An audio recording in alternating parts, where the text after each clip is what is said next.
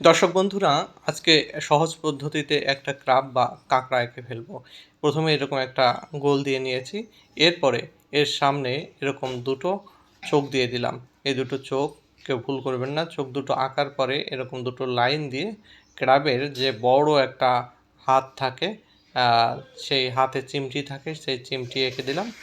অন্য পাশেও একই পদ্ধতিতে এরকম হাত বা চিমটি আমরা এঁকে দিব, যেটা দিয়ে সে অন্য প্রাণীকেও যেমন ঘায়েল করতে পারে, তেমনি তার শিকারও আঁকতে পারে।